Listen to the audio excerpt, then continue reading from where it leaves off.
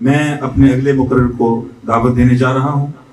ظہیر احمد بن شوکت علی، دارالحدیث الجامعہ الکمالیہ راجوال سے، وہ مائک پر تشریف لائیں اور اپنے خطاب سے ہمیں محظوظ کریں۔ السلام علیکم ورحمۃ اللہ وبرکاتہ۔ حمدت الہی قبل کل مقالۃ وصلیت تعظیما لخیر البریہ، اما بعد فاعوذ باللہ السمیع العلیم من الشیطان الرجیم، الذین ان مکناہم فی الارض اقاموا الصلاۃ وآتوا الزکاۃ وامروا بالمعروف ونہوا عن المنکر۔ کیا اس لیے چنوائے تھے تقدیر نے تن کے کہ بن جائے آشیانہ تو کوئی آگ لگا دے۔ صدر فہم و ادراک، خوددارو بے باک، محترم و مکرم اساتذہ کرام اور میرے ہم مکتب و ہم مشن ساتھیوں، آج میں جس موضوع کی پتیوں کو پرو کے آپ کے گلے کی مالا بنانا چاہتا ہوں وہ انتہائی اہمیت کا حامل ہے، بلکہ قابل غور بھی ہے اور قابل خوض بھی ہے، جس کا اندازہ آپ اس بات سے لگا سکتے ہیں کہ جب میں نے اس موضوع پہ دل کی گہرائیوں سے نظر دوڑائی تو بلا تاخیر میری آنکھیں اشکوں سے لبریز ہوئی، اور جب میں نے فہم و فراست کے ساتھ اپنے اس موضوع کے بارے میں سوچا میں اچانک تھر تھرانے لگا، کانپنے لگا۔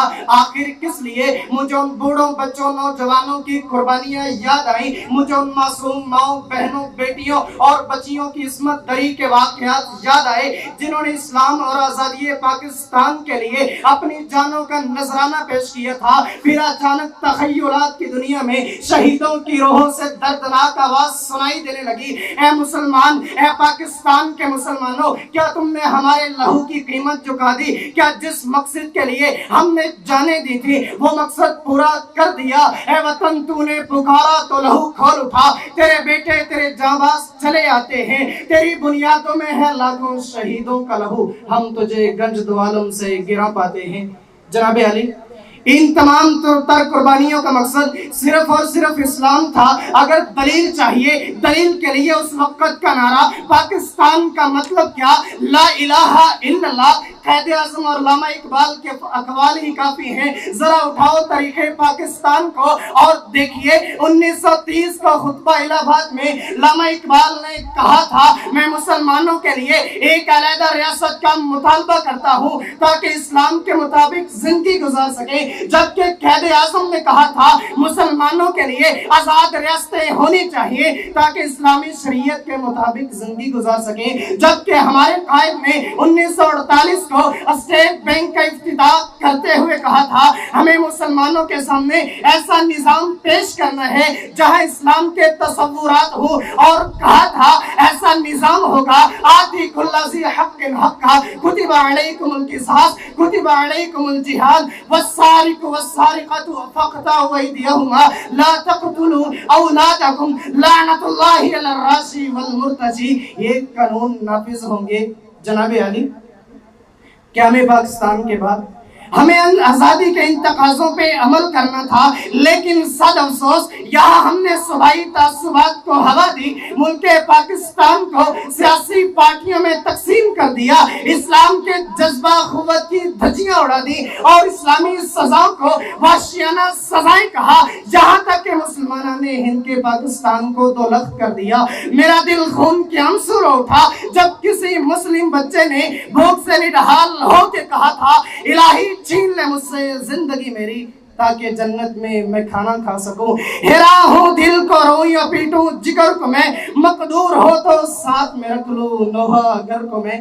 علی جان، آج ہم نے آزادی صرف اور صرف جھنڈیاں لہرانے، سینے پہ تمغے سجانے کو سمجھ لیا ہے اور کہتے ہیں آزاد ہیں۔ ہاں آزاد ہیں، مگر صرف جسمانی طور پہ، روحانی طور پہ ہمارے قلوب و ذہن ابھی تک ہندوؤں کے غلام ہیں، جبکہ تہذیب و تمدن میں ہم یورپ کے پجاری، وضع میں ہو تم نصارا اور تمدن میں حنوط، یہ مسلمان ہیں جنہیں دیکھ کے شرمائے یہود۔ صدر علی وقار، کامیابی کے لیے ہمیں خوابوں کی نہیں تعبیر کی ضرورت ہے، راستوں کی نہیں منزل کی ضرورت ہے، ہمیں اپنے وطن کو غربت سے بچانے کے لیے خیرات کی نہیں بلکہ عدل و انصاف کی ضرورت ہے، ہمیں راستوں کی کی نہیں بلکہ یقین محکم کی ضرورت ہے، ارادوں کی نہیں عمل صالح کی ضرورت ہے۔ جب اپنا قافلہ عزم و یقین سے نکلے گا، جب اپنا قافلہ عزم و یقین سے نکلے گا، جہاں سے چاہیں گے راستہ وہیں سے نکلے گا، لباس خیر نہ ہوگا جب تن پہ اپنے، نہ پھر کوئی سانپ آستین سے نکلے گا، لباس خیر نہ ہوگا جب تن پہ اپنے، نہ پھر کوئی سانپ آستین سے نکلے گا، جو بانٹے گا عالم میں روشنی اپنی، مجھے یقین ہے وہ آفتاب اسی سرزمین سے نکلے گا، وہ آفتاب اسی سرزمین سے نکلے گا۔ والسلام۔ زندگی شعور سے، الحکمہ انٹرنیشنل۔